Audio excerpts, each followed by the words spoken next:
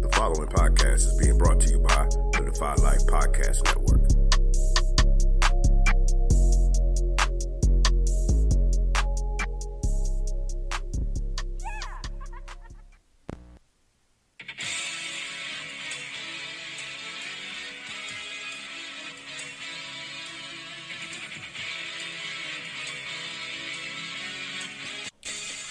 So, JD, we are back for another edition of the Pro Wrestling Showdown Podcast. Before we get things started, how you doing today? I'm lonely, I'll be honest. Like, my wife and kid have been gone since last Monday, and they're going to be gone for another 4 or 5 weeks. It's quiet here, man. I'm not going to lie. Well, I'm glad I can keep you company, and we can definitely talk some wrestling, so we can do that. I'm excited. I got you, and then I got Justin coming up on the Fight Game podcast, so my night is booked talking wrestling tonight. I feel like I have human interaction again, so I'm good with that. And tonight we are going to be talking about, for our 3 count as far as what we're going to be talking about. We're going to be talking about a lot of the streaming services and the different promotions utilizing the streaming services and kind of almost making it their sort of service. We're also going to be talking about the Royal Rumble winners. Definitely have to touch on who won, what we think is going to happen with that, all that good stuff. And JD, what else am I missing? We're going to open up we're going to open the forbidden door. Absolutely. How could I forget According to Tony Khan, he is the forbidden door. Said he swings both ways on the show. I think Tony had a little too much to drink at the Super Bowl and is talking a little too much. Yeah, that could be taken a few different ways while he's talking about swinging both ways. I think there's only one way to be taking it, to be quite honest with you. Yeah, so, he set himself up for that one. Oh, yes, must be nice to be a billionaire and have that not matter, but yes. Well, before we get into everything, tell everyone where they can find you on your socials and what you're up to lately, because you are definitely a busy man. Too busy. You find best place to find me is Twitter at JD_Oliva, OLIVA. I write for Fight Game Media. I cover Japanese professional wrestling. Pro Wrestling Noah has a huge show this weekend. They're coming back to Budokan Hall. First time since 2013, I want to say they've been back at Budokan Hall. And big main event, Go Shizaki going to defend the title against one of my favorite wrestlers of all time, Keiji Muto, the Great Muta. So that's going to be fun. I'm going to have a big preview about that later in the week. I also write for WrestleJoy. They're coming back. We got strong lineup, got some talented people writing for them. I did a profile on a guy. I'd like to talk to you a little bit. It's not on the plan, but I want to talk a little bit about Hacksaw Butch Reed. So I got to write a epitaph on it wasn't the original Hacksaw. He's actually the second Hacksaw. But, Butch Reed played a significant role in pro wrestling history people don't quite realize. So that's been my week as far as wrestling goes. How are you, my man? Man, I'm doing good. We got back to basketball at the school, so it's been good to kind of try to get back to a little bit of normalcy. It's been good to have the kids be able to play games. I know they've been looking forward to. We had to sit out for a little while, so it's good to be able to play games, get our mind off of things for a little bit. As far as what I'm doing, we are on Take a Knee right now. It's the start of Black History Month. So last episode, we focused on the lack of strong black couples in comics. And it's something we accidentally stumbled into, and we're going to really dive into that on the next episode. So this whole month, we're going to be Black History themed. And, we're going to be doing some movie reviews, different actors, different kind of spotlights on things. Uncle Oz, my co-host on that show, we went into a deep dive on Night Thrasher.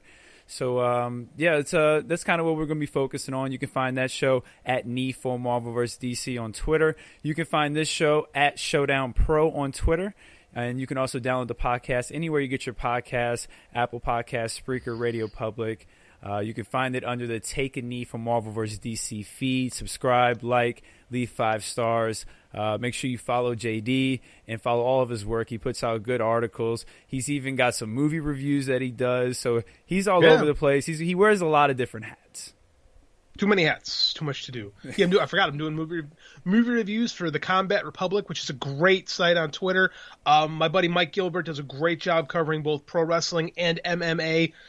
Really good insights. Probably the biggest Impact Wrestling fan I've ever met. They do exist. Mike is the king.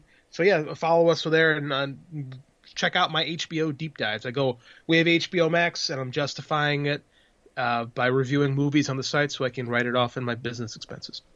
That's smart, actually. Thank you. I try. That's very smart.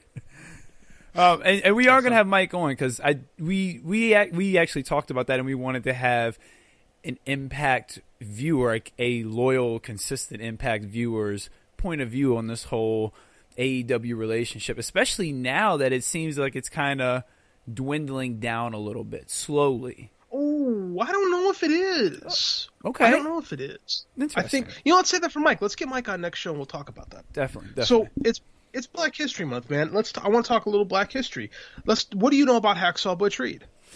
Actually, I don't know anything about Hacksaw Butch Reed.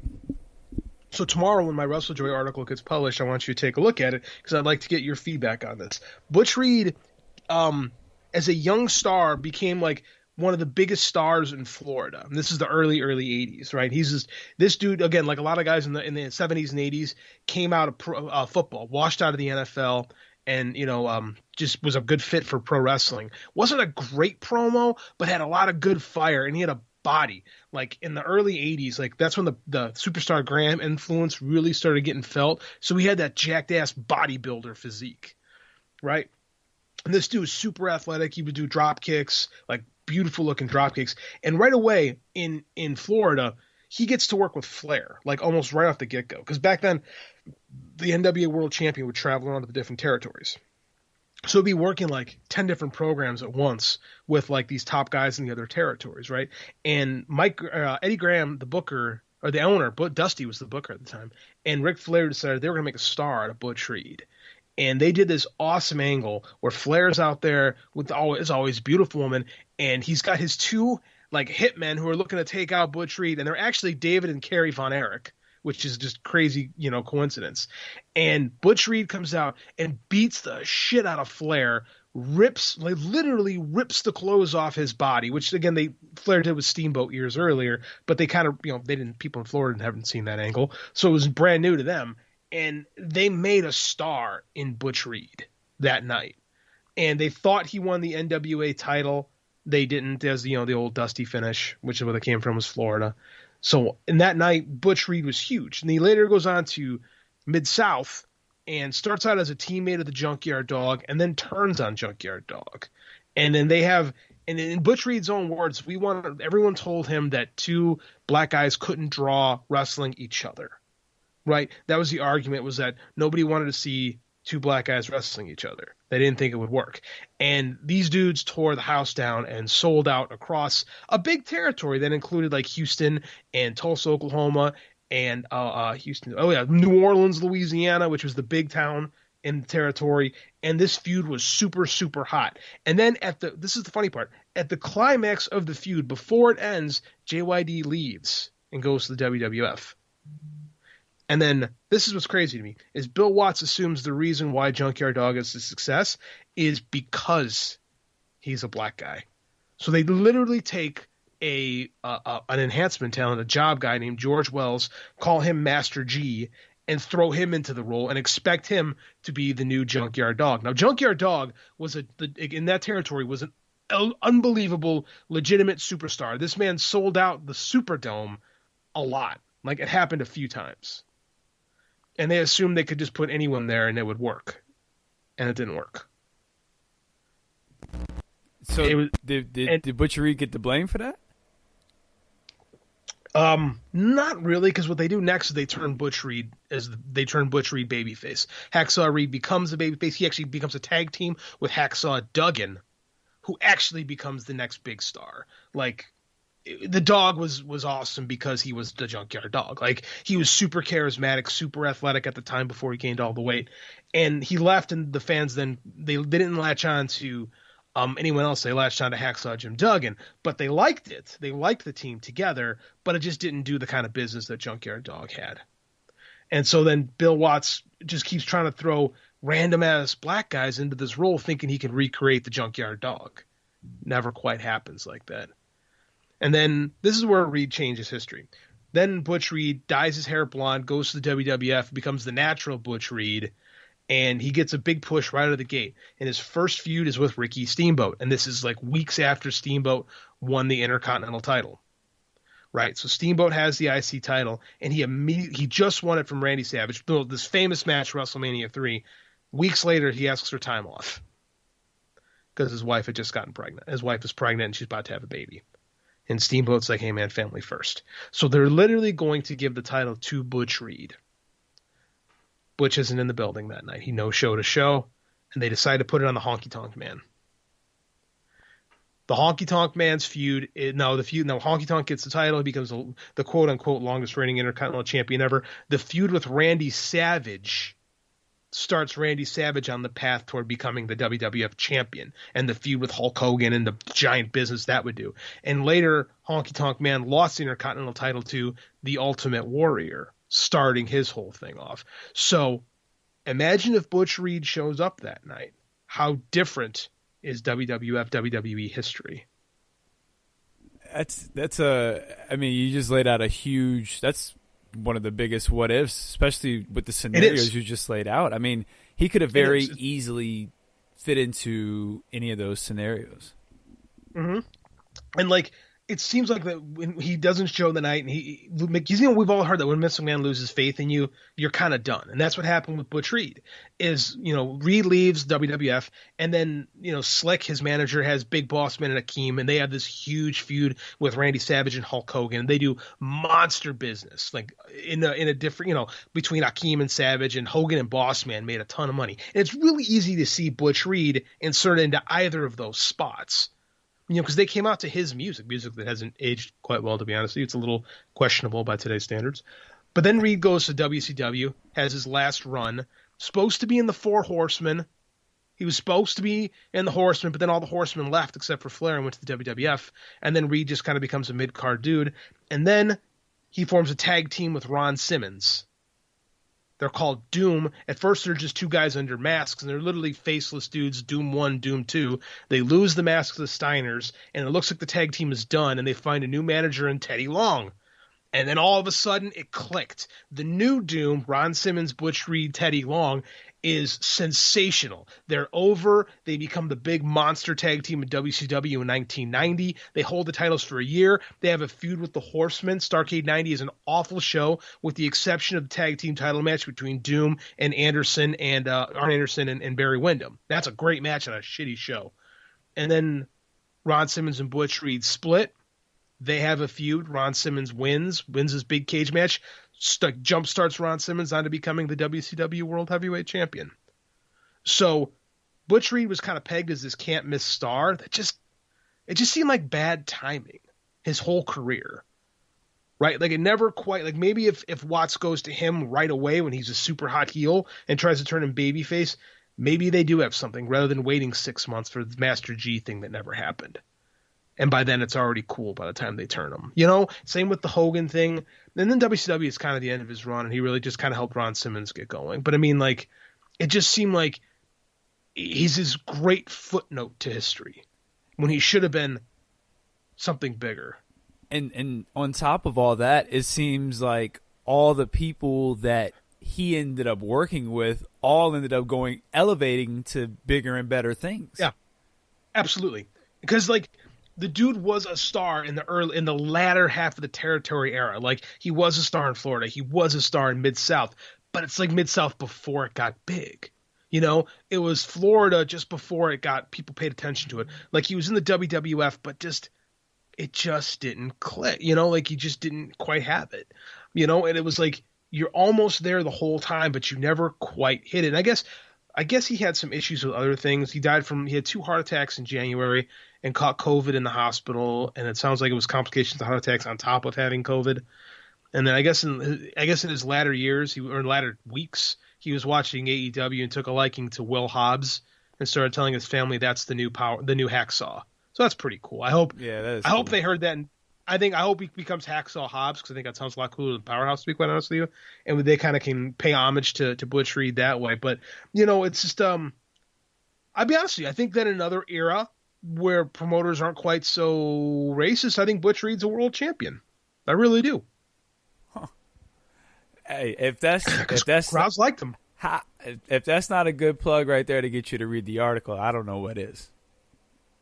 Yeah, it was really fun article to write, like detailing Butch Reed's story and really talking about what like I said, it's not even a minor role. It's like the passed over dude who reshaped American pro wrestling. It's interesting, man. So that's what I got coming out this week. No, that's really cool, especially just the way he's just all up in the mix with everybody. He's just always right there, but everybody he works with is the one that takes that next step, and he's always stuck in that same spot. It's very I don't know. It's a weird dynamic that always seems to happen with that, especially with everything you laid out. I'm very, very interested in the article now. I'm looking forward to that. Yeah.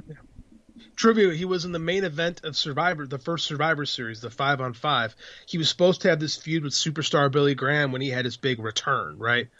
And then Graham's hip just couldn't get going. So it never happened, you know? And it's none of that's his fault. Mm-mm. No, I mean, like the no showing the show when he should have won the Intercontinental title. That is on him. Fault. But the rest of it, it's just timing, man. Like sometimes you're just not in the right place at the right time, you know. And so often we hear that, oh man, this guy was just there, you know. We needed someone, and there he was. And that wasn't the case with Butch Reed. Like you look at the dude, you're like, oh man, that guy's gonna be somebody. And it just didn't click. But he had a great story, and it was fun to write something about him. Shame, 66 is too young. I agree with that. Okay, so we got our 3 count. We laid it out. Where do you want to start first, JD? Let's talk some streaming. Okay, let's start with the streaming. New Japan, it's just kind of what sparked this conversation, this idea for this conversation, this topic. New Japan Pro Wrestling has announced that it is going to have a show on the Roku channel. And what's interesting about that is I don't have a Roku device, but I tried to download the Roku channel on my iPad strictly because of New Japan Pro. So I guess partly it's working, the partnership, but it doesn't seem to work very well on the iPad. So I'm curious to hear if anyone who's using Apple products has any issues using it. But it's a lot of these wrestling promotions, especially the smaller ones, seem to be trying to carve out their own spot on a streaming platform and make it their own. I am a Roku user. I didn't know the Roku channel existed. That should tell you something. That's not good. And you're a Roku guy and you don't know the Roku. That's not good. I've had Roku since 2014. So, I mean, like, I'm not new to Roku. We've had this. We're like, there's a Roku channel. And I'll be honest with you. I don't think this does much for New Japan other than give them something of a digital footprint. Like, we're in this weird phase with these streaming networks where everyone's just gobbling up content because we're about to hit the apex of these platforms and everything's going to start washing away and you're going to be left with 3 or 4 big players and then a bunch of boutiques, right? I think I don't think it's a bad thing for New Japan because I'm sure they're getting paid. But this is certainly a downgrade from Axis. Oh yeah, and Axis isn't a network that's that's well known. You just got to look at Impact's ratings to see that. Like, I don't think this is good for them. I don't think it's bad for them, but I don't think it's good for them. I think it's good for me because I can hopefully I can get the New Japan World app on my Roku as opposed to after streaming it off my phone. But because that's not available. New Japan World is not available on Roku. Hopefully that changes. But other than that, I don't see anybody discovering New Japan Pro Wrestling watching Thursdays at 5:00. I wonder how hard is it to get a show like on the Twitch, like Impact shows on Twitch and gets hundreds of thousands of views. How come? No, it does not get hundreds of thousands of views. It gets not. Like 20,000. It gets like 20,000 views. When the week before Kenny Omega showed up, they had like 5, and the next week they had like 50. And it was like people were going crazy. Like that was the best Twitch stream that Impact had done. I'm not sure where they're at now because I just don't like watching Impact all that much, so I haven't paid attention what their Twitch streams are. But yeah, it has not been successful for them. And with them being owned by a gaming company, I don't know if that's something that Bushiroad is interested in. It would be Twitch. Like it's not that great. Like, but I think this is kind of what hastened, I should say, the decision to work with AEW. because now this is the best they could do to get that mainstream exposure. To get that, at least get that foothold in the U.S. If you want to run U.S. shows, and we talk about this a lot on the High Tension podcast on the Fight Game Media Network, is that like New Japan kills in their home country. Like they're far and away the number one promotion, and they have loyal fans. They make a lot of money. It's very successful, but their growth into the U.S. marketplace has been hampered a little bit. Part of it was the Japanese market is just different, right? Like it's still very much the way wrestling was in the 70s and 80s. It's really dependent on selling tickets more so than TV, because TV in Japan usually runs at shitty time slots, and it always has. It's always been on at like midnight on a Saturday. They don't have primetime time slots for New Japan, but their fans come out in droves and support it. And like my buddy Justin always tells me, angles and stuff are furthered more so through magazines than on TV. So they're very different products. But, as we'll talk about later, I think the AEW working relationship became a necessity toward them. And we'll get into that in the final count. But I mean, this is why they needed, this is why they needed to do something, because this Roku deal, it's not a bad thing, but I don't think it's a good thing. Yeah. I'm probably not even as high as it on you. I think it's kind of like so what? Like it doesn't. I don't even know if it's going to change anything, because I haven't had any success with this app. Just trying to use it, just in general, just to see if I would want to keep it, because I'm only getting it to watch New Japan since it's going to be a weekly TV show. And it's the same like I use the Pluto app, which has MLW and Ring of Honor's weekly TV show on there. So, and that's very easy to use. It pulls up easy. Like it's very simple, and what channel it's all on. This Roku thing it's a struggle just to pull up. Like the screen's not good. You got to adjust everything. I feel like I have to do a lot to get this to pull up, and to be honest, you summed it up when you said you are a Roku user and you don't even know that they had a Roku channel. So I just don't even know how much effort they're putting into this. And, it's almost, and you know what? It's almost to what you said. They know they have such a loyal fan base. They're like, we're just going to roll this out there. We know our fans are gonna go to it. If they want us, they'll find it. If not, they've already got us. Here's the thing: is I don't think people are going to watch it that are New Japan fans. It's going to be similar to the Axis show, where they're just going to show matches that if you're a New Japan fan and you have New Japan World, you've already seen these matches. Like they're going to premiere Wrestle Kingdom 14. I watched that a year ago. And at least, when the Axis show first came on, it was new English commentary. Now they're just giving you the same Kevin Kelly stuff that we saw a year ago. And there's nothing wrong with that. I love that stuff. I'm going to get to watch, Moxley and Archer again. I loved that match. I enjoyed the double main event from last year. We'll get to see it all again. Great. But I've already seen it. And I'm paying $10 a month, and I can see it whenever I want to see it. Yeah. So what's my impetus as a New Japan fan to find a show that's on in the afternoon, a weekday afternoon at that, to watch matches that I've already seen? So this will not be a new weekly show. No. No, because they don't. Like I said, they don't do that. Like they don't program TV in Japan the way we do. Like TV is just it's just a bonus. It's just a chance for people to watch matches. Like Japanese wrestling TV is just matches. It's not the angles are forwarded and stuff like that. It's not storylines are played out. That stuff's done in press conferences and in magazines and stuff like it's not the same over there. They should have just joined the Pluto app then. I don't know if they had an app. I don't know what the options were, to be honest with you. Like Roku might have given them some money. Yeah. But I don't know how much. You know what I'm saying? Like, I don't see this helping them for their discoverability at all. I really don't. I don't think this helps them get a foothold in the U.S. I mean, I don't even think their Strong show, their U.S. show, which is really good, by the way, New Japan Strong, I don't think that's even going to be part of the deal. So it's like, what are we doing here? I don't know. Like I said, I don't think it helps. I don't think it hurts at the same time. If they're made a couple bucks off just giving Roku channel some old footage, all right. It's something. It certainly isn't, $500 million for WWE and Peacock. No, it's not. And, and as far as the WWE and Peacock goes, I mean, I mean, that you could have got that just for the library. Not even the actual like pay-per-views and stuff. You could have got that just for the library. I don't know about that. I think I think I let's don't talk know, about man. this That's real a quick. heck of a library. It is. Let's talk about this. At its max, the WWE Network had 1.8 million subscribers. Okay. Right? That's $10 a month. I mean, like, from 1.8 million people, like, it's not a bad haul, but I mean, they never hit that $200 million.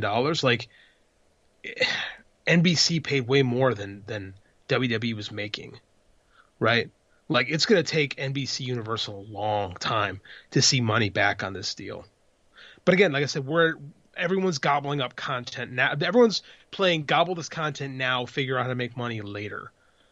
Like it's like there's this thing this like the arms war race of the 1980s when the U.S. and the Russians were both building so many nuclear weapons at the same time. They had to see which would break first. And that was the U.S.'s plan as well. Outspend Russia. They won't be able to keep up. It'll break their economy. It worked. That's kind of what's happening right now with all these streaming platforms, right? Because the WWE is not like the company itself is $1 billion company, but the network isn't worth what NBC Universal paid for it. But they need something because their app isn't getting people. You know what I'm saying? Yeah, no, I do, and that's why that's partly why I think the library, because when they shown some of the old like WrestleManias, they got a pretty good rating, and I think that's kind of. I think they'll be using that more often. I think you'll see specials thrown on there more. You know, when they don't have anything. You know, especially like during the holidays when they don't have any new content out there. I could definitely see them throwing a special on, like if it's around Survivor Series time, you throw in an old Survivor Series, a classic there, Royal Rumble time, something like that. And I think it'll pop a rating. You know, you won't get what you get, but I think it's something that'll keep you steady throughout the holiday season. It could be like the NBC utilized that really well during the pandemic when they needed footage, and those old WrestleManias did do a good number for them. And I think that did show them, hey, we might be able to utilize this better than it's being utilized. And like for WWE, you absolutely take that because the network never got the traction they expected it to. Like they forecasted to have 3 to 4 million users. They got half that at their peak, right? And that's worldwide. And we don't even know how many of those were free. But that's what I'm saying is they gave away so many, and they gave away so many of those over the years, and people would get on and get off, and like it's just WWE. Like the WWE is almost too big to fail right now, and this proves it. Like they come out ahead. Like I absolutely don't blame them for taking this deal one bit. Their network wasn't working, but they have this gigantic library and this product that is known. It might not be as popular as it has been at its peak, but it's a known commodity, and it's something that when you're on that Peacock app, you go, oh, WWE, and now the pressure is completely off of them. They have like no pressure for the next few years. Like they don't have to sell pay-per-views. They don't have to sell network subscriptions. Like they're getting whatever they want. Yeah, I don't know if that's a good thing or not. I feel like they needed some pressure. Yeah, I agree with you. I think that pressure, they're always at their best until they're pushed. Yeah. Right? And they were starting to get pushed a little bit, and now it's gone. Because now there's really no way to compete. And from the way that release made it sound like, it sure seems like when NXT's deal with USA is up, that they're gonna find a new home on that app, which I don't blame them. Peacock needs exclusives, right? They need to say, oh, you could get NXT here on Peacock. Come to Peacock, because now we got to bait people into opening up that Peacock gap, because you can't give them away to your Comcast subscribers forever.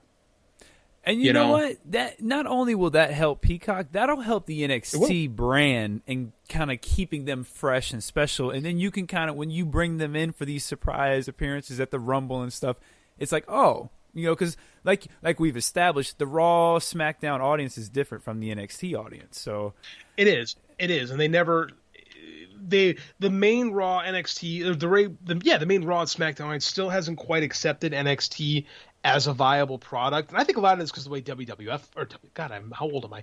WWE presents it sometimes.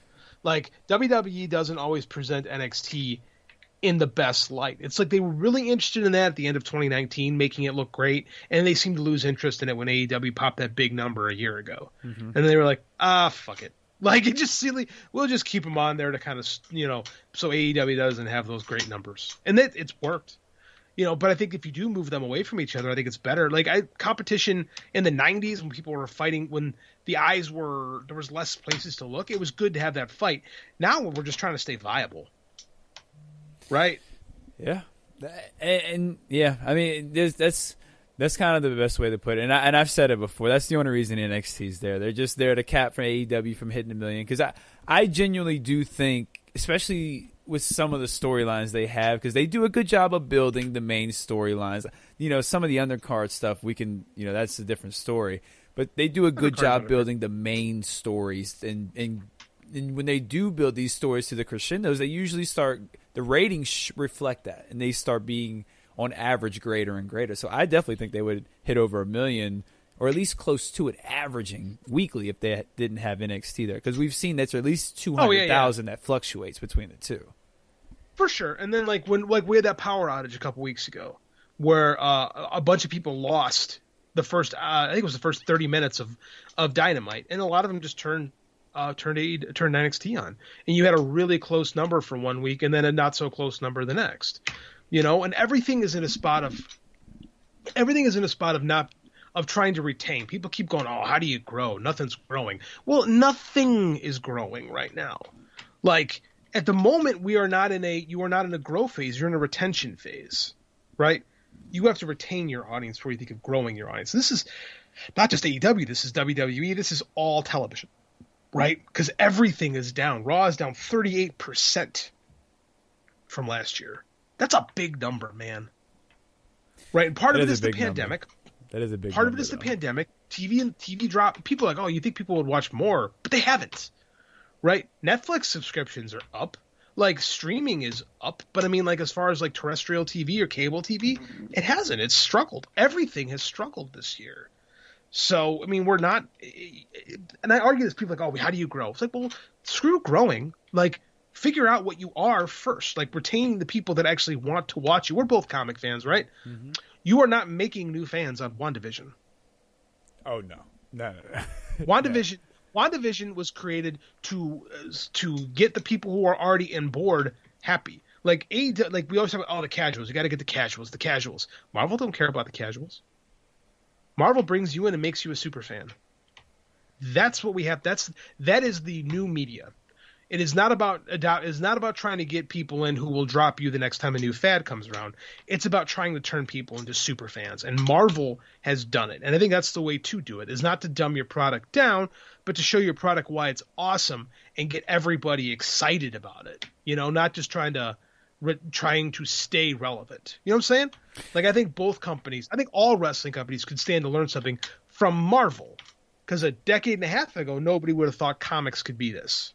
And you know what? And we've talked about this on the show, and a perfect example of that is Ring of Honor and their pure tournament and just their pure division. They establish something completely different and an identity. And I know that's a big reason why I got an interest back into Ring of Honor. It's because of that entire pure tournament and now division and the entire foundation. Like, everything about that is just very intriguing. So, yeah, everything what you said is laid out right there. Ring of Honor reinvented itself during the pandemic. They had no choice, but rather than trying to be, Ring of Honor's always done a pretty good job of trying to establish its own identity. Sometimes I think their lack of vision hurts them from growing, but I think they had to recreate themselves a little bit, and they've done empty arena wrestling better than everybody. WWE figured out a way to cheat and bring in their Thunderdome, and it's worked, man. I can't argue with it. Like, it's worked for them. But like everyone else that's doing like the empty arena stuff, Ring of Honor does it the best, far and away. And I will say, we don't know. Oh, go ahead. No, we don't know what their TV ratings are ever going to be, because Ring of Honor is just like, it's like syndication. Like, it's everywhere. It's just like, it's in different markets, it's on different times. We never really know who's watching Ring of Honor or for how, or what, it's hard or what to episode you're watching. Right. Yeah. Cause it's like old syndication. It's hard to get your mind wrapped around Ring of Honor if it's even working or not. So. And the only other promotion that I can think of that's really kind of got me interested by kind of reestablishing itself is MLW. I think they've done a good job, especially on the streaming app, which on Pluto. I didn't have any interest in them, but when I first checked them out on that Pluto app, because it was hyped up on Twitter and stuff, I was intrigued. It's got a little bit of realism to him, and Fatu's, he's a star. I'm surprised he's still there. Yes. But yeah, so they've done a good job. They've done a good job of reestablishing themselves and being able to at least bring in one new viewer. Yeah, they've got that big title match this week with Leo Rush and Laredo Kid, which you're talking two of the best high flyers in the game. Laredo Kid's got that AAA middleweight title, and Leo Rush got the middleweight title from MLW. So it should be a fun match. I'm looking forward to watching it this week. Yeah, Leo Rush has done a good job reestablishing himself and kind of reintroducing himself to the audience after a not so graceful exit from WWE. He just never fit there. Like, I remember when he signed there, I'm like, oh, this isn't gonna work. Like, I just had this feeling, like, and I thought it wasn't gonna work because he wound up just blending into the background on 205. Like he'd just be another one of those guys, and his personality wouldn't let him be one of those guys. But it's just not. He's just not a good fit for that system. I liked him and Bobby, though. I thought they were good together. Well, it worked. They were good together. It worked. That's what I'm saying. His personality wouldn't just let him be. I don't want to pick on any of those guys, so I'm not going to name names. But he wouldn't let them be just one of those guys. Like, Grand Metalik. Mascara Dorada was one of the greatest luchadors in the world before he signed there, and he's just a dude on 205 Live. Leo Rush's ambition and personality wouldn't let him be that. And it could have worked, but again, he's just not cut out for that environment. He wants more. I think he's better. He does want more, and he would never being a small, he's really small guy like that size, he would never get it in the Vince McMahon environment. It wouldn't happen. Him being a freelance guy, maybe things can work out with him. He's on, he did the Challenge, which was a big success for him. He's doing stuff with New Japan now. Like, I think this is much better for him. I think he's going to be a much happier guy. Terry Funk never had to sign with one company. Terry Funk could do whatever Terry Funk wanted to. And we need more guys like that. Yeah, no, definitely. Doing things on their own terms and kind of establishing their own routes. So, yeah, shout out to Leo Rush. So, to cap off our streaming wars thing, like, what's going to wind up happening is you're going to have, like, there's too many of them. Like, we saw what happened with DC Universe, right? It got absorbed into the HBO Max app, right? And we're going to start seeing that more and more. WWE was a victim of it, too. They didn't work, so now they're part of Peacock. Great for them. We'll see how it is for Peacock. In about 5 years, you're only going to have, like, 3 or 4 major players. And Netflix has already got the footprint. They ain't going anywhere. Disney is talking about something that's too big to fail and is working. Those two have established, like, between Peacock and Paramount and HBO Max. I mean, this is where the fight is going to be, and some of those aren't going to make it because there's only so much money people have, right? And I think, but what's good is I think some of these smaller apps, New Japan World, Dragon Gate Live, these boutique things that don't have to be billion-dollar enterprises can survive. IWTV. They don't need to make all that kinds of money. I think they'll be fine. And I think you can PR Live? I think you could slip all these into other little apps as well. Like I think AEW would be silly not to try to hop on like an HBO Max or put something on there. Or, I think they have to get in on this as well at some point. It wouldn't surprise me. They have They have a partnership going with Warner Media right now. AEW still kind of relies on their pay-per-views, though, and they're not owned by Warner. They're not owned by Warner Media. If they were owned by Warner Media, which might happen, to be honest with you, then it might be different. Then they probably would be on HBO Max. You probably have your Double or Nothing on HBO Max. But HBO just got a boxing. Like HBO was a major player in boxing for decades. And then they weren't. Then HBO decided, we don't want to be in boxing anymore. So I don't know if they would want to get back into wrestling it's weird. Warner's a weird company right now, man. And I don't know if they quite know what HBO Max is going to be long term. But if it were me, if I'm Tony Khan, I'm at least having conversations because that could be guaranteed money. And you've got a good track record. Like you're proven success as far as the pay-per-view sales go. So it's like, and especially with the HBO backing and promotion, that could be a deadly machine there, especially since they kind of target that older audience anyway. That could be a problem. It could be. I mean, it's interesting. I think that because again, Warner's going to need to Warner's too like spaced out with stuff. Like Disney's got everything consolidated. With Warner, you still got the Boomerang app. You still got this. You still got that. Like they're very like. They're not focused. BR Live, like if we could figure out a way to like harness that and put BR Live and Boomerang and all the stuff into HBO Max and kind of let that be the Warner app, maybe they're in a better place. You know, I think Peacock is making a huge mistake by not selling these pay-per-views for WWE because ESPN, again, another Disney thing. The ESPN made a lot. People laughed at ESPN when they bought UFC. But then they made killings on their pay-per-views. Yeah, ESPN Plus. You still got to buy the pay-per-views. And it works because if you have legit stars that people are interested in, they'll pay money and they'll buy the pay-per-view.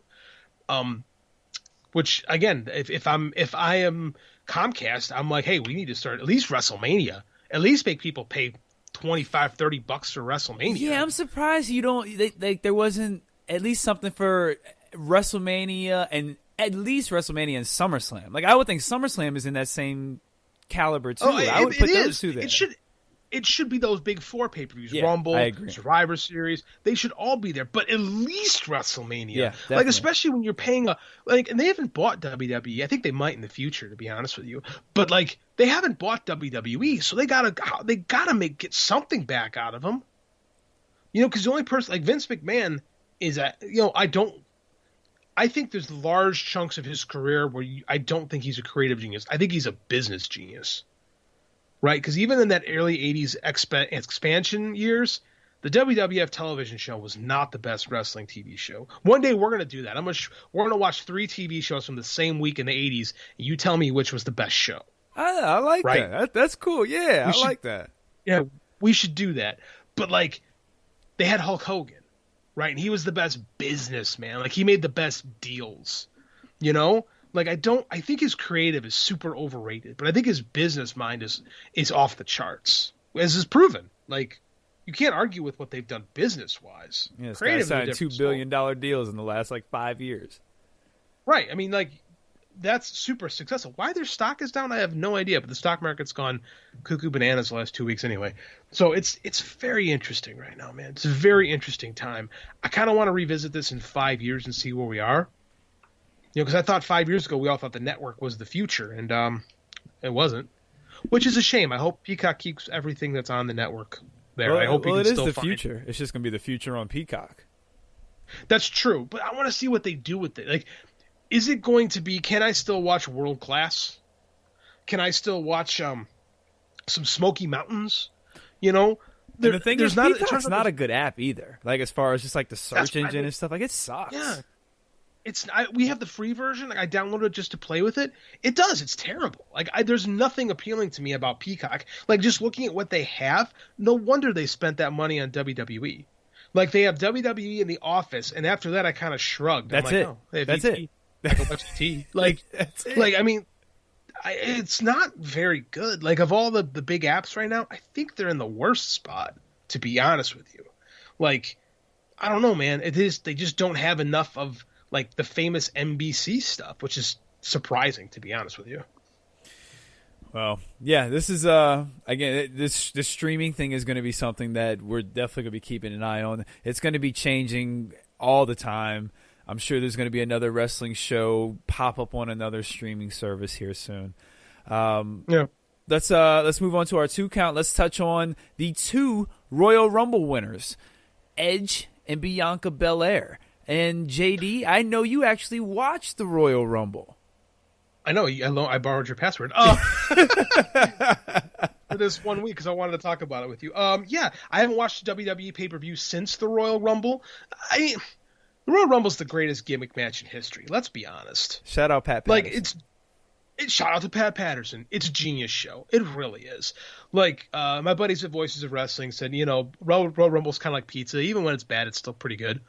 And I kind of go, yeah, they're right. Like, because, like, even a Royal Rumble that's not great is still better than, like, most Hell in a Cells. Yeah, oh yeah.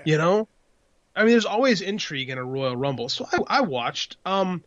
I thought the women's Royal Rumble was great with the exception of the 24/7 shenanigans. And I hate that's just DDT shit to me. So I don't care for it in general, but I'm not in touch with the WWE product. Boy, I like the ending. Boy, was that well booked. Hey, I'll tell you what. The WWE does not do this stuff on purpose. But when things fall into their lap, they do a really good job of making a nice pile for all of it to fall into their lap. Like everything was just set up for them perfectly, and they didn't do it on purpose, but they did a good job with it once they were there. They're doing a good job of steering into the skid. Yes. Yes. Because I agree, the ending was very well booked, and it went exactly how it should have went. Yeah, it did. I think they went with the right person. I mean, just judging by the temperature on Twitter, it seemed like Bianca Belair was who everybody wanted. I hadn't watched it in a long time, so I was surprised she was a face right now, because I just remember her being kind of a heel in NXT, which is how long it's been since I've really paid attention to NXT and WWE. But I was surprised. I was impressed at how far she's come. Because she's good, like man. She's natural. She's gotten good. Yeah. Oh, she's always been a natural. She's always been a good athlete. Always had a good personality. But at the time I was watching her, I don't think she hadn't quite put it together yet. Man, that has changed. She is the right person. Is she going to wrestle Sasha Banks at WrestleMania? Is that the plan?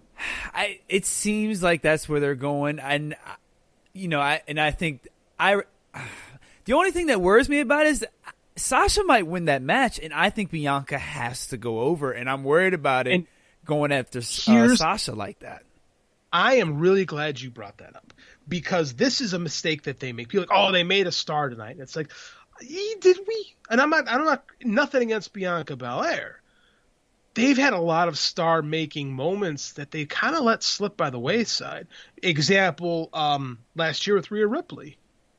Like, they're like, we can make her whenever we want. It's like, yeah, can you really? It's because we've seen it a lot where we talked about Butch Reed. When moments pass, sometimes they're hard to get back. Mm-hmm. And like, you look at Shinsuke Nakamura is the best example. One of my favorite Royal Rumbles ever was 2018. I thought the end was great when you had Cena and Orton and Rey Mysterio on one side, and it was Roman and Nakamura and somebody else. I forget who the sixth guy was. Finn Balor, thank you, and the other. Yeah, it was a great moment. I thought it was so well booked, and the crowd was eating Nakamura up. Like, I'm like, they did it. I thought the same thing. Like, they made a star. They finally got that star from Japan over. And then 3 months later, he's punching AJ Styles in the dick. They change his music, and then he's a mid-card tag team guy. God dang. Like, they blew it. And I love AJ Styles, but that was a moment. That was the time to do it, and they just didn't do it. So you're right. What you're saying is, are they going to go with Sasha? They could go with Sasha Banks. They could, but let's be real. Is Sasha Banks like the most underbooked world champion ever? Yeah, absolutely. She's the most underbooked. She's been the most underbooked wrestler, maybe in the entire industry for the last year. What was she doing on the Royal Rumble show? Because I came in a little late. Did she have a match? Yeah, she wrestled Carmella, which was okay. Carmella, and I will say Carmella has put in match. Yes, she's put in 2 good matches. I'm sure, and Sasha gets a lot of credit, but Carmella's gotten better. But yeah, these are just matches to get her through this until the road to WrestleMania. So I get it. Is it me? Or do they almost push Sasha because they feel like they have to?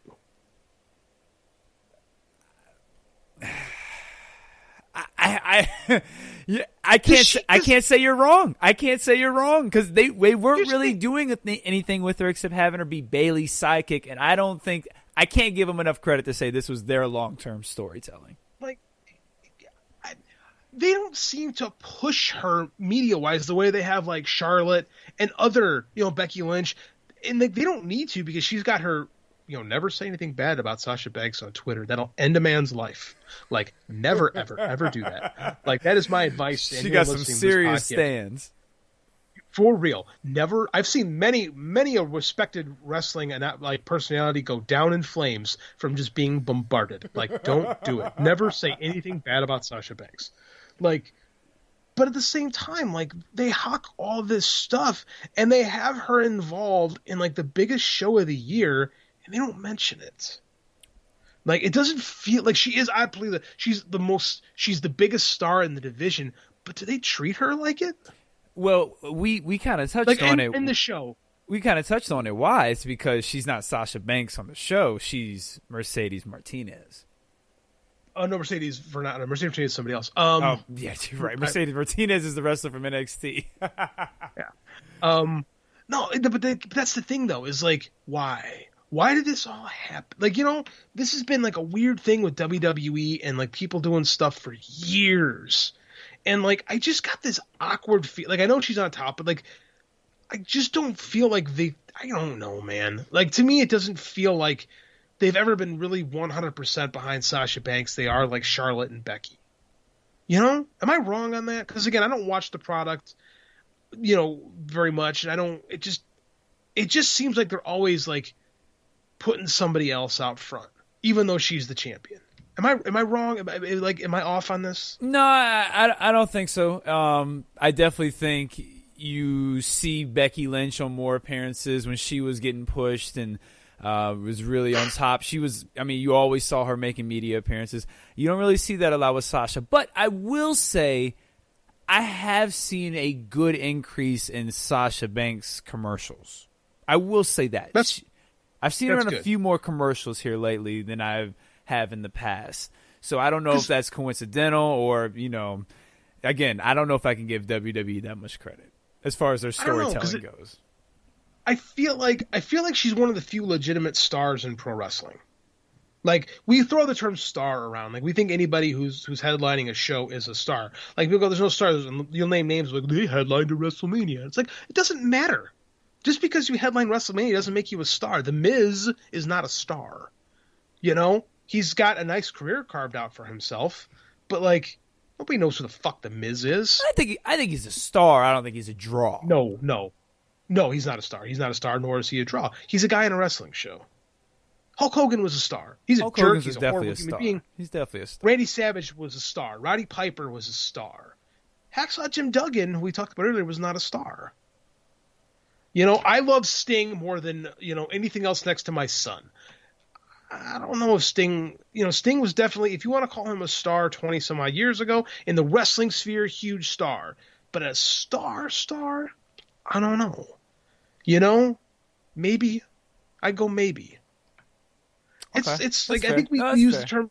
That's fair. I think we use the term star way too liberally. Like, Roman is knocking on the door of being a star, but he's not really a star. Like, he hasn't had that.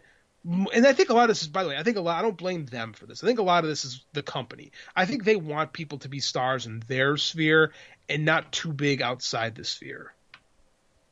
Right? Because if you get too big, then you don't need them anymore. Yeah. And they don't like that. John Cena's a star. Right? That dude is a star. Like, we talked about him being a wrestling star for a long, long time, and now he's out here he's going to have his own TV show on HBO Max. He's going to be the Peacekeeper, the most obscure DC Comics character of all time. That's going to be his own show. This guy went from the Marine to the Peacekeeper. Right. That sounds like a terrible career trajectory, but it's actually really good. It does it's sound like, bad. So. It sounds terrible, but it's actually really legit. Like, he was in a Super Bowl commercial for Mountain Dew. Like, that is a star, man. Like, we throw that word around sometimes. So, could they make Bianca Belair a star because there's levels of stardom, sure. Could they make her a star in the wrestling space by having her beat Sasha Banks? Yeah, they could, but it all comes down to execution and follow-through. And they haven't done a great job with execution or follow-through. Take last year's Royal Rumble winner, Drew Galloway. Never quite got off to a hot start, and then for some reason they book him against Roman Reigns where he loses. And it's like, you treat him like the B guy, and then his show turns out to be the B show. In a match that never had to happen. I'm still holding out hope on that that Roman loss is going to, they end up having that rematch next year, Survivor Series. I'm still holding out hope on that, and Drew gets his win back. Still won't matter, because like it just the Survivor Series is the most inconsequential show because nobody cares about about the Raw SmackDown quote unquote rivalry. It does more damage to the characters than it does good, right? Because they're so bad about keeping their universes separate. Like they can't do it. They just can't. Yeah, I don't know, man. I love the match. I thought it was great. Super happy with the result. I just don't know what they do in the future. Like my issue is the booking. Yeah, and I don't disagree with anything you said. I do think if they go all the way with Bianca Belair, then and have her show up on SportsCenter the next night and kind of do the whole media tour and really kind of give her the John Cena Batista rocket strap and really push her like they should, like they could have a legit star right there. And Good. And me personally, I don't think you need to beat Sasha to get her there. Like she could challenge Asuka and still get that moment and get that rocket ship and get that push. Because I think Sasha should be winning at WrestleMania too. Sasha shouldn't be losing either. Because what's going to happen on the other side, we're going to get stuck with like Lacey Evans in a main event match on the Raw side, which is ridiculous. Yeah, it's going to be ridiculous over there. And that's the problem with them is Vince McMahon has his head on what he thinks is what people want to see, and I don't know anybody except for kiss-ass Sports Illustrated writer who thinks Lacey Evans has got what it takes. Like she's a terrible promo, she's horrible in the ring. Like there's this video floating around of her giving Sammy Guevara shit during his tryout about being bad, and it's like Jesus Christ, like where do you come off saying anything about Sammy freaking Guevara? She had this blown spot on Raw last night that just like she's been doing this for a long time and she's still like remarkably uncomfortable inside the ring. She don't look the way she does. She's not on the show. Oh, like she's not good. She's not a very good. No, she's not a good pro wrestler. Like, and again, how do you know? You don't watch the show. I look at Twitter. I see stuff on YouTube. Like I just don't watch religiously. Hey, that's okay. I watch the show weekly. She is not good. She has not been good. And I was one that even when she first came out was like, hey, you know what? She's being put into a big spot. She hasn't improved. Like it's one thing if you get pushed too hard and but you're making strides. Like you can see, okay, he's starting to get more comfortable there, or she's starting to get more. She's not improving. Like it's the same thing. Peyton Royce, I didn't think was very good when they brought her up, but she's gotten better. Carmella's gotten better. Yeah, like if you talk about Carmella, that's a good one. Yep, it's hard to compare because they've as much crap as I give the PC about developing male talent, you can't argue the results with developing female talent. Just can't. They do a great job developing women talent. They're awesome at it. So if you're in that system and you can't figure it out, you just don't got it. And she's been in this for at least 5 years, maybe even 6, and like she still like lumbers on. She's been on the main roster for 2 whole years. And she still can't figure it out. Like, I don't get it. I do get it. I get it completely. But you're right. That's what's probably going to happen. And then, we really want to. It's just like 2 years ago. What did everybody want? Everybody wanted to see Becky versus Ronda Rousey. We got it, but we had to put Charlotte in there. And now Dave Meltzer, it was the right move for business. Well, it's not what the fans wanted at the time, right? We got the ending that they wanted, kind of botched, but it was needless. It was to have a 3-way was needless, and fans still kind of want that Sasha Bailey thing, but we're gonna get, I don't know, they overcomplicate things, right? And they try to make everyone, and the process makes no one. No further than the men's Royal Rumble. That WrestleMania should have been Becky versus Ronda, and it should have been Charlotte versus Asuka. Asuka gets her win back from the year before. Yep, that's what it should have been. But it's so weird that they're so invested in her being Ric Flair's daughter when Ric Flair did not make his mark in the WWE. Like it's so bizarre. Like it's such a weird company. Vince is a weird guy right now. But yeah, man, let's talk the. So I'm a Noah fan, right? I love Pro Wrestling Noah, and but I jokingly call it the senior tour of Japan, like because there are a lot of old guys in Noah. I'm excited. Keiji Muto is getting a title shot. He's 58, So when I'm saying the Royal Rumble was old, the Royal Rumble. I knew exactly where that was going. And I don't necessarily think it's the ages of guys that are bad, right? It's just the fact that It's the fact that that's all they had. That's the problem. It's not that all these guys are so old. The problem is, where are those young guys? Like, where are they? The young up and comer that debuted at this Royal Rumble was Damian Priest at 37. Damian Priest. Yeah, he's good. Don't get me wrong. And there's nothing wrong with having your dream come true at 37, and he's good enough to deserve his opportunity. Not discrediting that. One, why wasn't this guy in the system at 30? You're going to tell me how great your recruiting system is. Why wasn't he here a decade ago? Two, where is that 28-year-old? Where is he? But in general, though, like in wrestling, who is that 28-year-old? Like, there's only maybe 3 or 4 of them in wrestling. No, to be fair, and this is what the independents are for, is like you're supposed to develop your talent. But I mean, like I look at the other show, and I see a lot of guys under 30. Okay. And they need work. Don't get me wrong. But like they're not, they're there. Like you're going to tell me Ricky Stark? They passed on Ricky Starks twice. Like, tell me that was a good move. Right? They passed on Will Hobbs. Yeah. They passed on Will Hobbs. Like I look at the Acclaim. Like they thought they signed Anthony. They forgot. It's Sean Ross Sapp. They literally forgot to sign Anthony Bowen after he got concussed on their show. Like, in the Acclaimed, like, say what you want about them. They're too big. They're two jacked dudes who look good, who have charisma, and something can be done with them. And they're both, again, under 30. Right? Darby Allin, 27 years old. MJF. Like, MJF, 25 years old. Jungle Boy, 23 years old. Like, I'm saying, like, they're there. And but they're all signed. But they weren't 2 years ago. Like, this company is brand new. That's fair. Like, and this is what I criticize NXT for, is NXT was supposed to be the developmental product. And like they figured out that, hey, we need our developmental guys to work with veterans. So they started signing veteran guys to work with the developmental talent. But the developmental talent, they got over. Like Joe got over. Gargano got over. Ciampa got over. So then that's what NXT became. The NXT's got a bunch of dudes in their 30s who should be on the main roster. Like, and now WWE mainstream is just like someone put up the thing for the Elimination Chamber coming up. Bro, that's a 2010 card.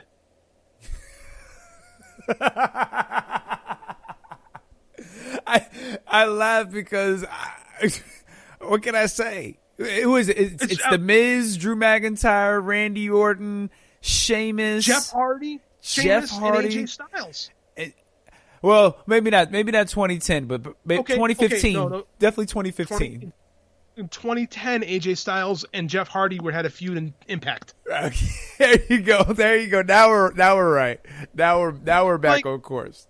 And again, I'm not saying these guys are bad or should not be working, man. I just watched the Giant Baba show that had Satoshi Kojima and Hiroshi Tenzan, and they're in their 50s and they're killing still. I'm not saying these guys shouldn't be working. All I'm saying is, where are the other guys? I don't even have a problem with Edge winning. Like, Edge is great.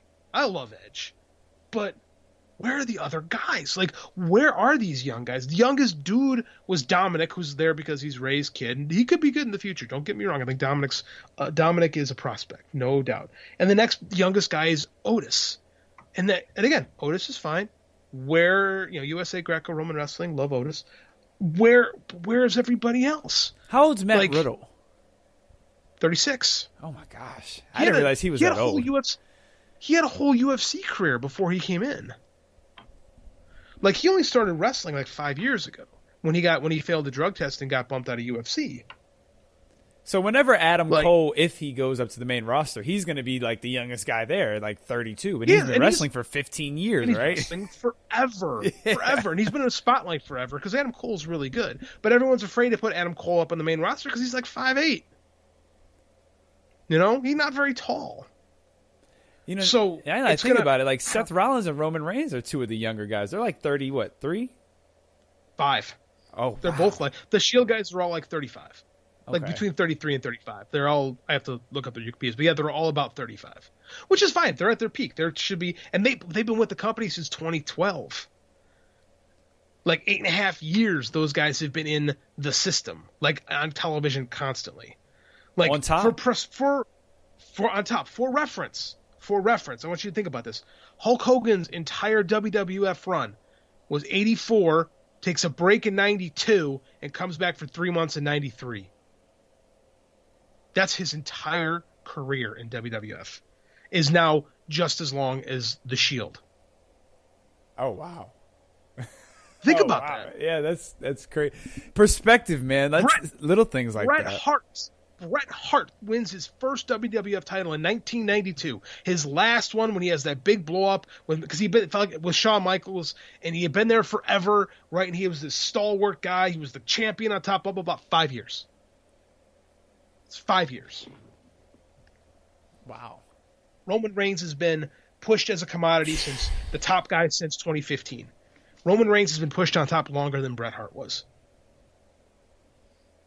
Yeah. You could probably say the same about Seth Rollins. Not as hard, but he hasn't been far from the top. No, absolutely. Seth Rollins is the same boat. They're the same boat. They have the exact same career trajectory. Remember, Rollins wins the title at WrestleMania in 2015, 6 years ago. That's true. And you know what? I think Mox he'll be on top for the rest of his career. He can. He's Terry Funk. Moxley's Terry Funk. Moxley can go wherever. He is again one of the guys who did not quite fit in the system. He is like Brody Funk. He can do whatever he wants and go wherever he wants for the rest of his career. I'm going to hold on Mox and my thoughts on Mox till the last segment. But yeah, Mox can do whatever he wants outside the system. But again, Moxley's working with other guys. You know what I'm saying? Like there's other talents, there. Like, where are these guys? What I last time we did a show, I said I was joking. I didn't joke. I was serious. The PC has not done a great job, and I'll maintain this. And I think part of it is McMahon. I'm not going to put all of it on Triple H, but I do think Triple H just hires a bunch of guys, and McMahon doesn't see much in. Like he should know what the old man likes, but he hires a lot of guys that are good for NXT. You know what I'm saying? Like, I love Roderick Strong, but if you're never going to bring him up, and you only have this show to kind of plug a gap, and now they're not even bringing in a lot of young guys to work with. Like Austin, I don't like Austin Theory, but he's the kind of guy who needs to be on that show, right? Those are the guys that need. Those are the guys that need to be on NXT. When NXT was at its best, that's when it had. That's when it had a bunch of guys that are like development talent. That's your young guy right there. You're right. Austin Theory is that young guy, and Bronson Reed, Swerve. How old is Swerve? Probably 30 something. He got late start too because he was in the military. Okay. Like he had a distinguished military career. So Swerve's, I'll look it up right now. Let's look up how old Swerve is. But yeah, like they just haven't busted out like these great new guys.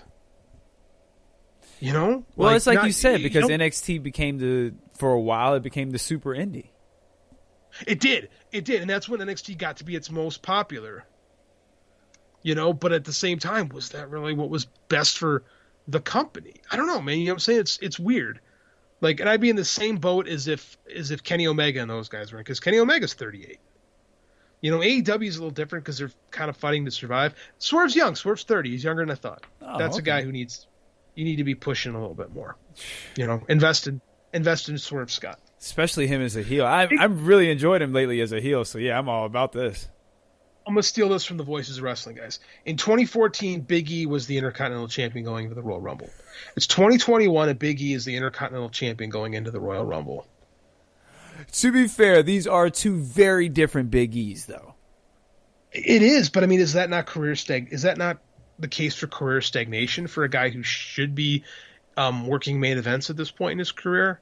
Main event, like, I'm not just saying that because I think he's good. I think these are the years he should be having his main event matches, Yeah. He's 35. No doubt. He's good. He's very, very good. He's over. Like, that's what it is. I mean, like, and then let's look at the Edge story from this. I hate doing the TV ratings because, again, TV is so weird right now. But there has been the big speculation was like, oh man, Edge didn't make a difference. They announced Edge and NXT ratings went down. Well, they didn't really announce Edge. It was just on social media. Blah blah blah. There's a lot of talk about that, right? SmackDown is we're all agreement. SmackDown is the top WWE show, right? SmackDown ratings dropped this week. We all knew what Edge was going to be on there. I just don't think the Edge story is connecting, and I think a lot of it is the fact that Edge came out of nowhere. He's been hurt, and they put him right in this spot, and they really haven't built up enough interest in Edge as champion or Edge as WrestleMania main eventer. Like I said this a couple weeks ago. So the Roman head of the table thing is interesting as a status quo, but as a story, it's been kind of There's no story going on there. I mean, it's just been Kevin Owens takes a beating, right? Like, how many times is he going to beat Kevin Owens? And I love Kevin Owens, but all Kevin Owens is there for is just to be a gatekeeper guy. Like, he's the upper card guy who never wins the big one. And my thing is, what is Edge going to get out of this? Going with, I hope he doesn't go with Roman, and it seems like that's where they're going. But I just don't see whoever beats the head of the table needs to be a young up and coming. It needs to be a younger guy. They have he won't too. Yeah, Edge won't win it. But I mean, they don't have anybody that can headline a WrestleMania because they haven't spent the last few years really ripening their talent. Right? I wouldn't be too sure about Edge not beating. Hey, Edge is in charge of book. Edge is doing some booking. He is. That's a mistake. I mean, like, I would not put it past them to have Edge go all the way and win this title, and then that'd be a huge mistake. And then have Miz cash in, something ridiculous like that. God, you just spoke that into existence. That'd be a terrible way. That would be a terrible thing to do to either Drew Galloway or I was calling Galloway, Drew McIntyre or Roman Reigns, because Roman's the hottest thing the company has right now. It works. They're spending all the time building. This is Vince McMahon. I mean, he's so short-sighted when it comes to storytelling. Like, the effort right now is being built into Roman head of the table, but like the NWO story worked great because you had the Sting story in the background, right? And the Sting thing came into fruition to the point where when that match happened, the crowd wanted him to get beat. And they built it for a year. Everything happened after that's a goddamn clusterfuck. But the build was great. Who are they building to take out Roman? Like, who is the good guy, the baby face that the show can rally, or that SmackDown can rally around? They had two opportunities. They had two opportunities with Daniel Bryan and Shinsuke, and in consecutive weeks. You know, with Shinsuke in the gauntlet, he beat 3 people in a row, and then Roman, hits him from behind. They had a story there. Daniel Bryan's an easy story to tell. So you're right. I don't know, because they've just squandered 2 easy stories right there. And then, but it's over when he beats him. It's over. I know they think they can heat anybody up whenever they want, but it doesn't work out like that. And you've educated the audience that, this guy's going to get beat. Just like Kevin Owens. Like, we can get excited about it, but nobody thought Kevin Owens was going to win the title. Right? And again, I always use the WCW NWO story because it was the best. It's one of the best wrestling stories that have ever been told for like a heel on top booking. The problem with the heel's always on top, and this was the problem with Crockett, is you always knew Flair was going to get the belt back. So at some point, Flair, people cheered the Horseman because the baby face was never taken seriously. Sting was the only one that people were like, oh, right, this is it this time. Like, and that's what happens is when the show is booked around this villain, then the fans either lose faith in the babyface or you have to turn them. Right. And that puts Roman right back to where it is, which might be their plan. To be honest with that might be what they're thinking. But I think Roman just works so much better in this spot. He's so much more comfortable. Yeah, like that man. Paul Heyman they're a good package. It works. Yeah. It works. Like that man should never be a baby face again, in my opinion. He's so much better here. Like, man, this is like what he was born. I've been saying that for years. What he's born to do. So it's an issue. It's an issue, and I think this is why. And I'm not just blaming Edge for this, but I mean, like, the story isn't connecting to people because they haven't built it. They just expect the cachet of Edge to get people excited about WrestleMania, and it's not working. Well, Edge has never been that guy. Edge has always been a great guy to put with the guy, but he's never been that guy. And there's nothing wrong with that, but he's just never been that guy. Edge at his best was John Cena's heel. He was the first good heel John Cena had to work with, right, as the champion. Right, that story worked great. Mm-hmm. When Edge was when he first became the rated R superstar and was cashing in the Money in the Bank, and like when he was a shit heel, you just hated. Yeah, Edge was great in that role. But in this being the super baby face, it's never really been what he's good at. Right? I'd be saying the same thing if they wanted to put the AEW title on Sting. By the way, I'd be saying you're fucking crazy. Yeah. So I think. Somebody else could have won the Rumble. You could be telling a nice story of Edge and Christian going after the tag titles. So the question is who would that have been? My thoughts would have been Big E right away, but they didn't They haven't built that up, because usually you should be building the guy to win the Rumble, like Steve Austin. You know, when 98 comes, you wanted Steve Austin to win that Royal Rumble, right? Trying to think of other examples off the top of my head. When Rock, you wanted Rock to win that. Cena, you wanted him to win it. And when he came 98, like 2008, when he has the big comeback, like you didn't need to do the background. It was there. He showed up. People wanted him to win. Like you should want people to win the Royal Rumble. That's how the story gets built. They didn't do that. So they had no other options. Right? Daniel Bryan would have been slam dunk. You're right, but that's coasting on stuff that has already been done. So I just don't think they're doing a good job storytelling, and I don't trust them with either of these champions heading into WrestleMania. Well, I can't really say you're wrong. Well, let's make sure we hit our last topic. The Forbidden Door has apparently been opened, and Kenta and his very funky hair decided to pop on through with the Go to Sleep Club shirt.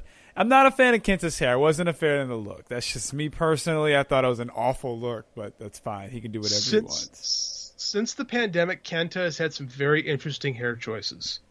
God, he had the 2011 Justin Bieber thing going on when New Japan Strong came back, and I don't know why Kenta has purple hair now, but Kenta decided he needs to have purple hair. I don't get it. Kenta's gonna be Kenta. You know, he's gonna Kenta. So you said that for the Forbidden Door, Tony Khan's location on his Twitter feed now. Tony Khan he's living in the Forbidden Door. Hey, I'm gonna tell you what, this dude is forever just trolling on the internet. It's just always putting something for people to be like, look at what he put. Look at what he put. If Vince McMahon was a millennial, he'd be doing the same thing. Like the only thing, Vince McMahon's a boomer. If he was 30 years younger, he'd be doing the same thing. He totally would have. But yeah, Tony Khan is living his best life. He is having so much fun right now.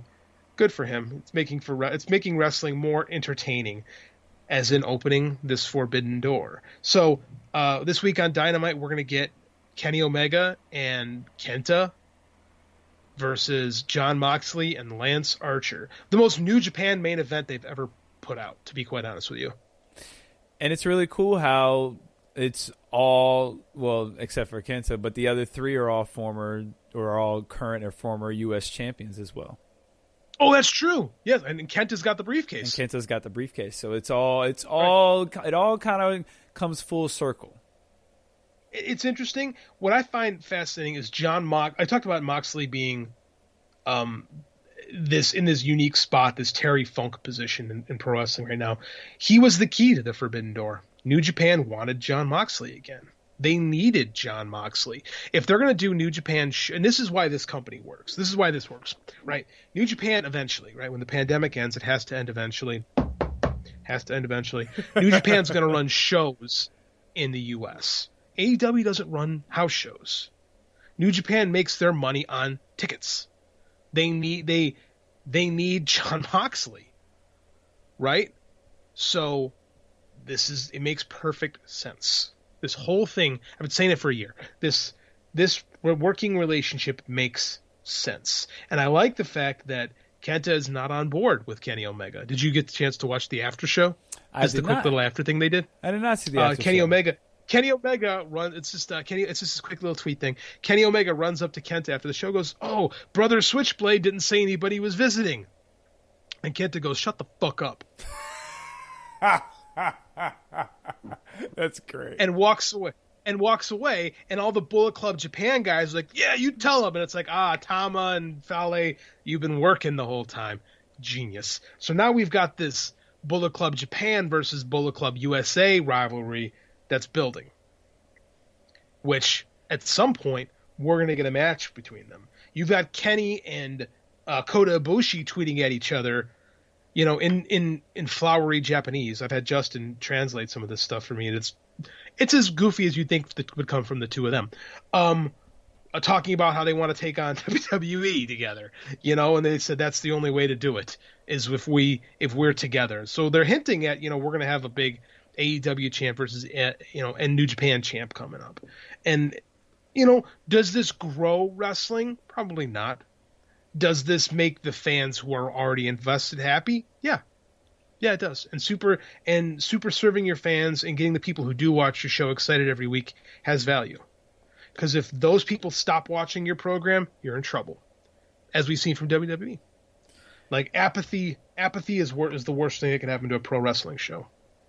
Well, I can definitely tell you that it's worked, because I will, as a very loyal NXT viewer, I will be tuning in to see the Kenta main event, because I'm very curious to see what they do. I hope Kenta personally turns on Kenny Omega and gives him a go to sleep as soon as the bell starts. I don't know about as soon as the bell starts, but I think you will get Kenta turning on Kenny Omega. I do think that's going to happen. Kenta's there because he wants to fight Moxley. You're going to get, because what this really does is this hypes this whole thing on TNT is going to hype the New Japan Strong main event with Kenta and Moxley.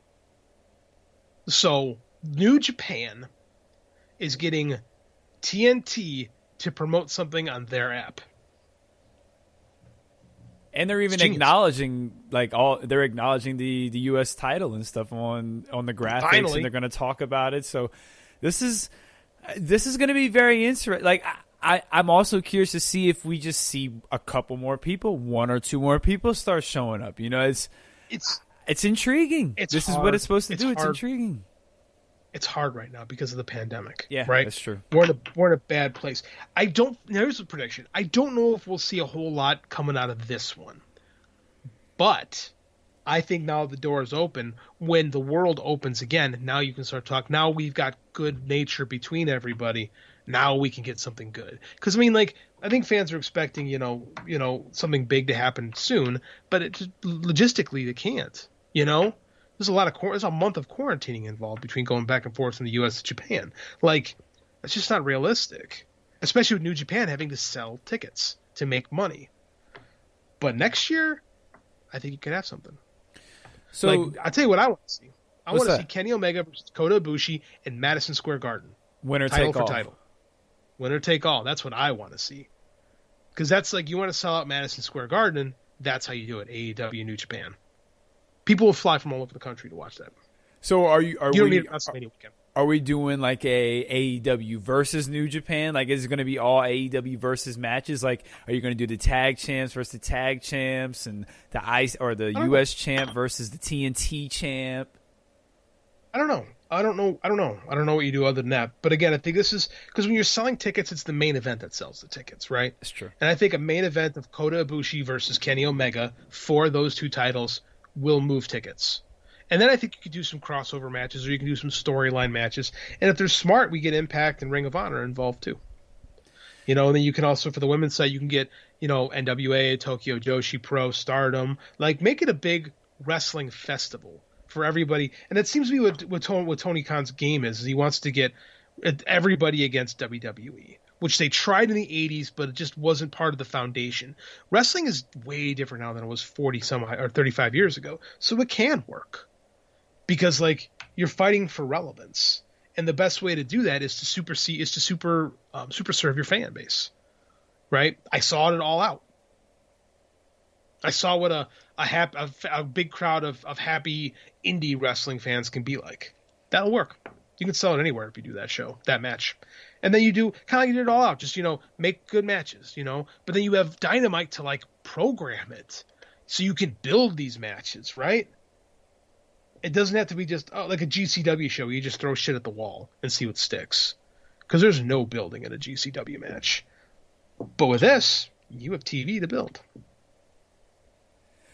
It's going to be very interesting. Yeah, no, I agree. This could be a game changer years down the road. So let me ask you this: you've booked the match. Who wins the match? It's Kota Ibushi. Wow! So Kota Ibushi takes the AEW title. That's what I would do. Wow!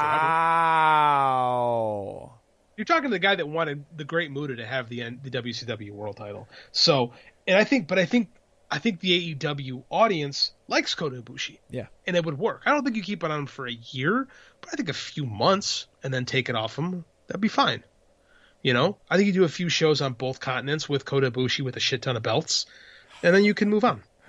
Oh man, what a visual it was seeing him with 2 belts. Imagine seeing him with those 2, add the AEW and whatever other belt Kenny might have. He might even have the Impact belt. He might have the Impact belt. He's got the AAA belt, right? Like, if you just give a shit ton of, if you just bathe Kota Ibushi in belts, people will be happy. Now, one belt. This is just stay forever. One belt I would not mind him going to take because I don't like who the champion is. He can go take that Ring of Honor title though. Who is? Oh, it's Roosh, right? Roosh, yeah. Roosh don't do it for me, so he can go take his belt. Is there a less important world champion in pro wrestling right now than Roosh? No, I mean, I don't think so either. Nick Aldis is more interesting, and nobody's even heard about him for the last 6 months. The NWA is Nick Aldis and Billy Corgan. That might be the next match we have. See, the most important person of the NWA is on Dynamite. That's somebody I'm surprised hasn't showed up on AEW. In all seriousness, he says he doesn't want to. I'm surprised by that, man.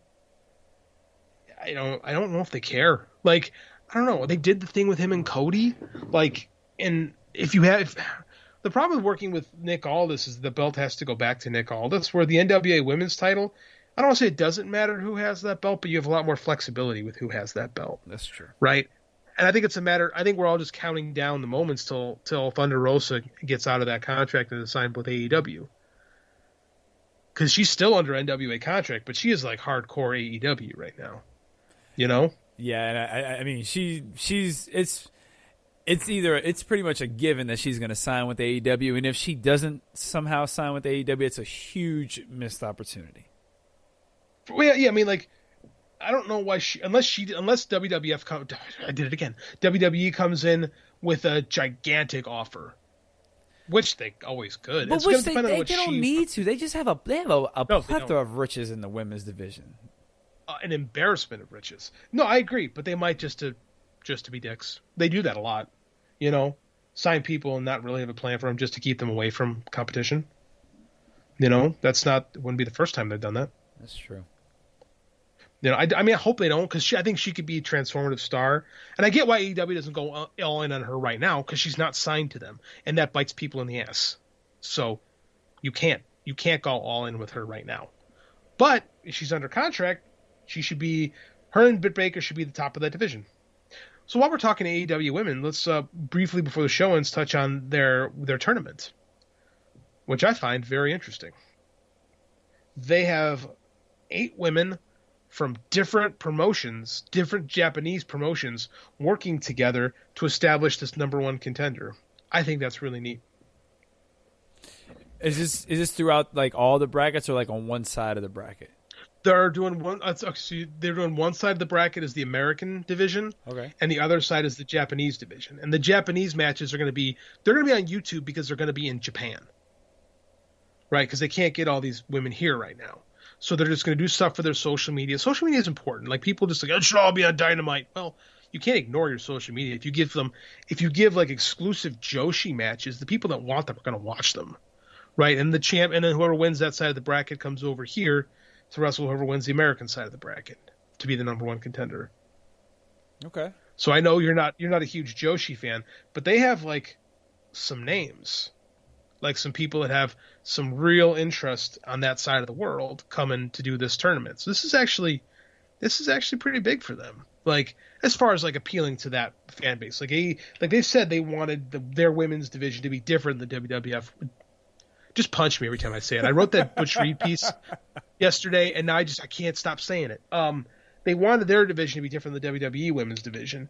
They wanted to be more like Nitro when they had the luchadors and like the pro wrestling guys. Like, they wanted to be like that. Like, they wanted these talents from other countries to show up and to make the project be different.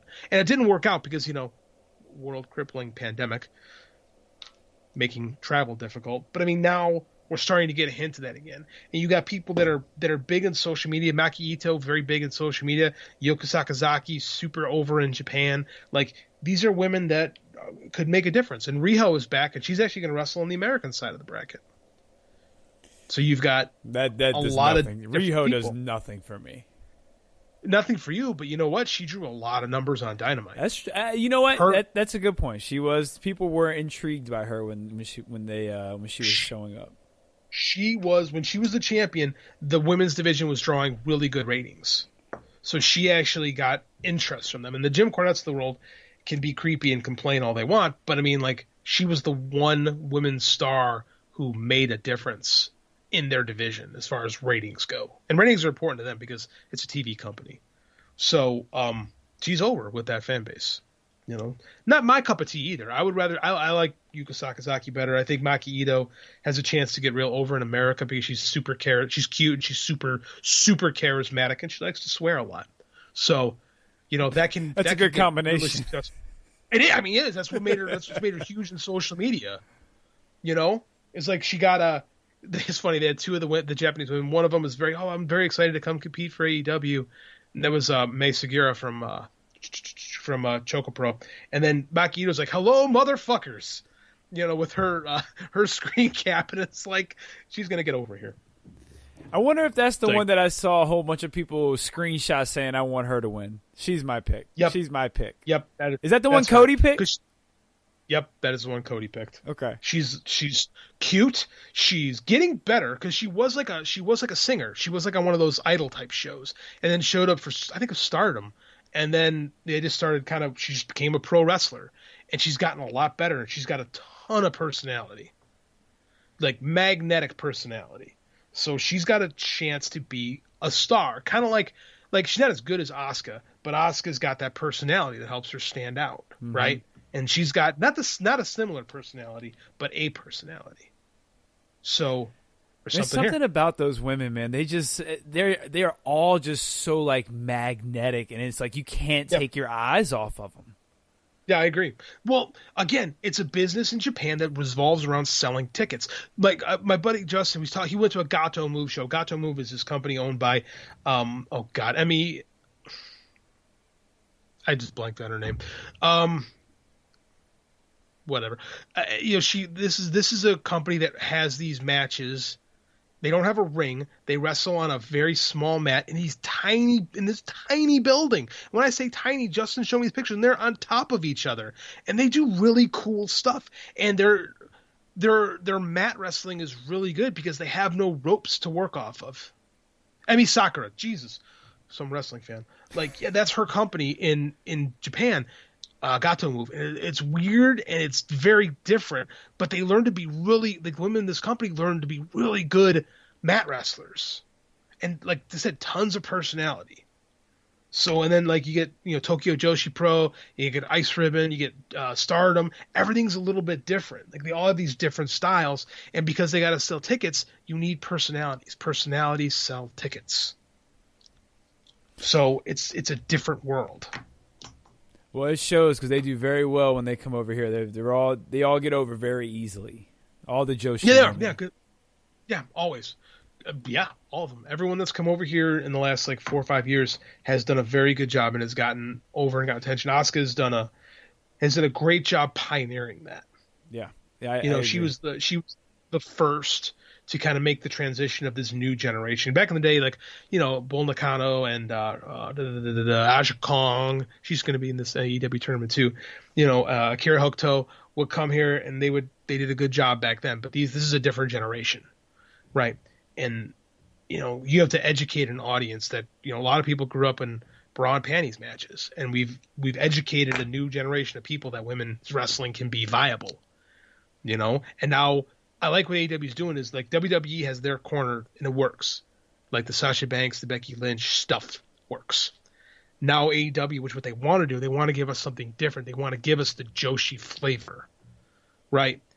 And I like that. I dig it. They signed Justin Nubber wrote this awesome piece on Sari, who just signed with WWE.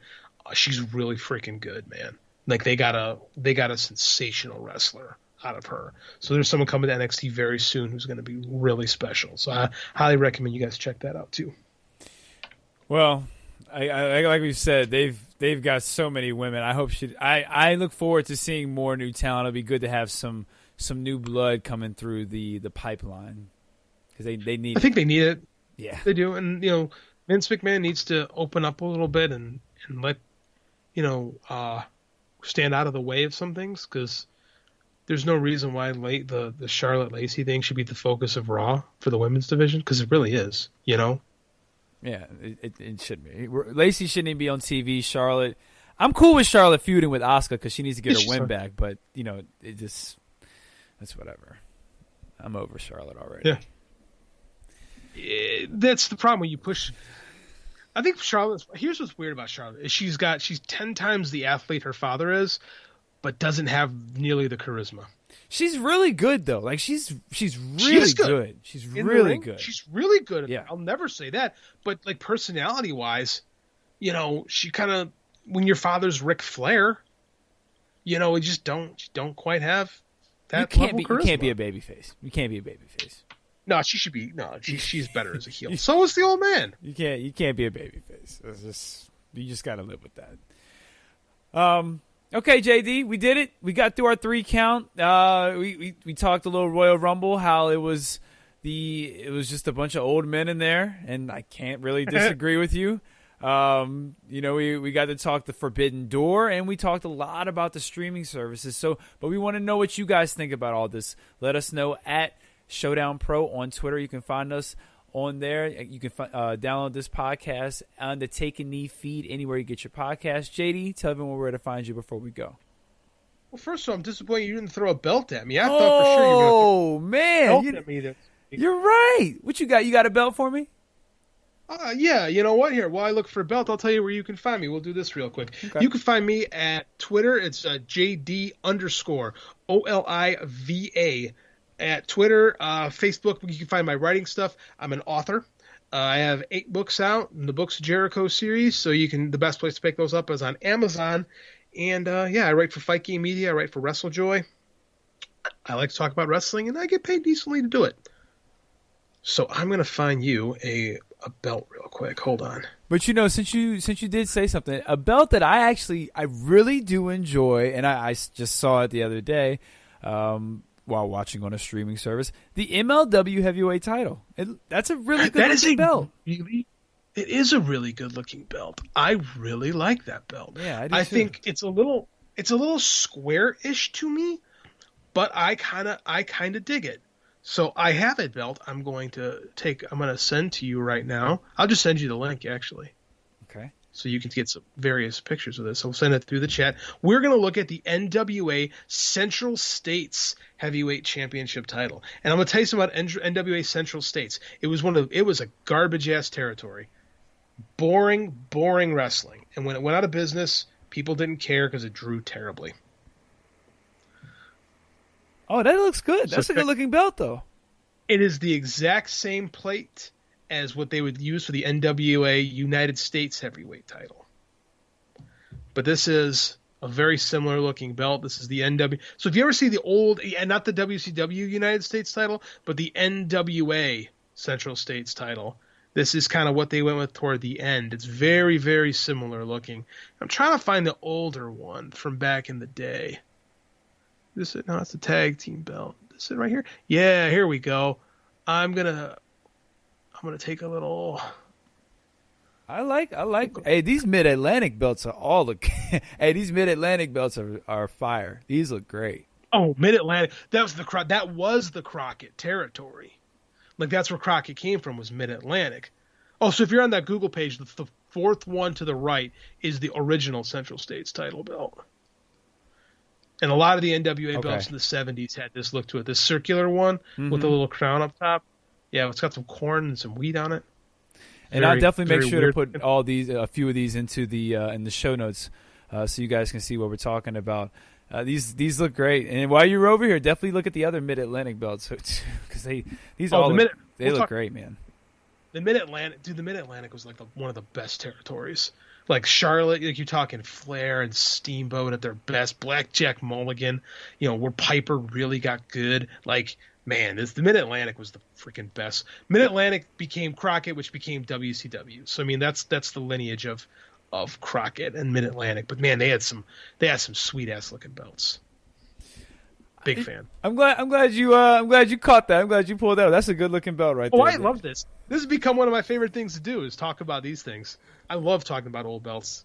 And listen, if you guys have old belts that y'all want us to talk about or that you just want to bring up on the show, let us know. We will definitely bring those up on the show. Send us a picture. Again, at Showdown Pro. You can find this feed at the Take a Knee feed. JD, tell everyone we'll talk to them next time. Talk to you next time. And as always, y'all have a good time because we'll have a good time until we talk to you next time. Peace.